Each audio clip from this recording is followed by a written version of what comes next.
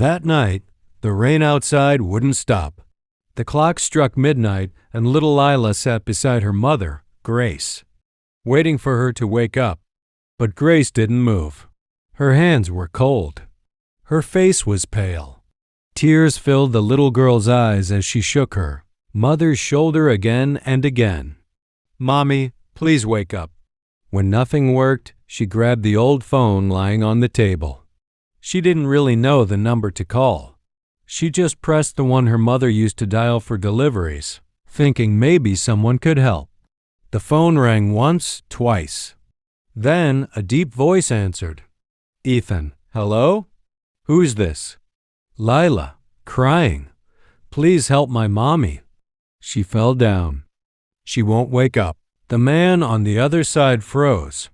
"Ethan, sweetheart, calm down. Where are you right now?" "Lila, I don't know. We live near the bakery. Please hurry. Ethan, don't move, okay? I'm coming." He didn't ask more questions. He just stood up, grabbed his car keys, and ran into the rain. Ethan Reed, the billionaire CEO known for being cold, distant, and all business, drove through the storm that night like a man possessed. He didn't even understand why. He didn't know the girl. But something in her trembling voice, it broke something inside him. He reached a small, old apartment block on the edge of the city. The lights were flickering. The hallway smelled of damp walls and broken dreams. Ethan pushed the door open, and there she was. A little girl crying beside her unconscious mother. He didn't hesitate. He lifted Grace gently into his arms and said softly, "Ethan, it's okay, I've got her." Lila looked up at him with tear-filled eyes and whispered, "Lila, please don't let her die." "Ethan, I won't, I promise." Hours later, in a hospital room filled with the quiet hum of machines, Grace slowly opened her eyes. Her head throbbed. Her throat was dry, but she saw a stranger sitting beside her bed. A tall man in a black coat, his eyes gentle yet tired. "Grace, who are you?" "Ethan, you fainted. Your daughter called me by mistake, but maybe it wasn't a mistake after all." Grace blinked, confused. "Grace, you helped us?" He nodded. "Ethan, your little girl is the brave one. She saved your life tonight." Grace turned to see Lila sleeping on the couch, holding her teddy bear. A weak smile touched her lips. Over the next few days, Ethan visited the hospital again and again. He brought flowers, fresh soup, and toys for Lila. He didn't understand why he felt drawn to them. He just did. He watched Grace smile at her daughter despite her weakness. He listened to Lila's stories about her school, her dreams, and how her mommy worked too much but always said, "We'll be okay." For the first time in years, Ethan felt something he hadn't felt in his heart, warmth. You see, Ethan had everything money could buy: power, success, fame. But somewhere along the way, he'd forgotten what it felt like to care.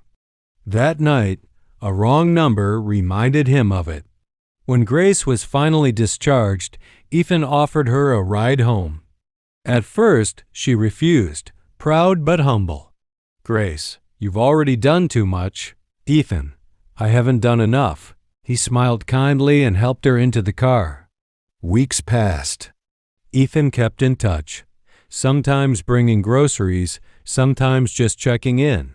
He saw how hard Grace worked, how she woke up early to bake, then went to a cleaning job in the afternoon, then stitched clothes at night, all for her daughter's future.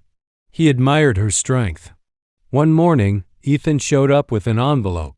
Inside was a key. "Grace, what's this?" "Ethan, a place you can call your own. A bakery, no conditions. Just a chance." Grace was speechless. Tears welled in her eyes. "Grace, why are you helping me?" "Ethan, because your daughter reminded me that even a stranger deserves a second chance." A few months later, a small bakery opened on the corner of Maple Street. The sign above the door read "Sweet Moments." Grace baked with joy again. Lila decorated cupcakes with sprinkles and giggles. And Ethan? He became their first customer every morning. Slowly, quietly. Their lives began to heal. But happiness has a way of testing us, doesn't it? One afternoon, Grace was cleaning the bakery counter when she saw a newspaper headline on her delivery box. It showed Ethan's face.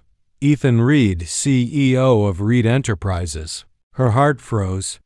That was the same company her late husband had worked for, before it shut down his department, leaving them struggling. When Ethan walked in later that day, she looked at him with hurt in her eyes. "Grace, so that's who you are. You helped me because you felt guilty?" Ethan's smile faded. "Ethan, no. I helped because your daughter's call reminded me of something I'd forgotten. That money means nothing if you can't help someone who needs you." Grace looked at him silently, tears welling up again, this time not from pain, but understanding. "Grace, maybe. Some wrong numbers are meant to be dialed." Ethan smiled softly. "Ethan, maybe." A year later, the bakery thrived. The sign now reads, "Sweet Moments by Grace and Ethan."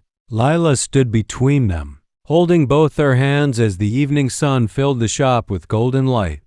They laughed, shared stories, and baked together, a family born not of blood, but of destiny. Lila looked up at Ethan with her innocent smile and said, "Lila, I'm glad I called you that night, mister." He smiled down at her, eyes glistening. "Ethan, me too, Lila. You didn't just save your mom, you saved me too." Sometimes, fate doesn't dial the wrong number. It connects the right hearts at the right moment.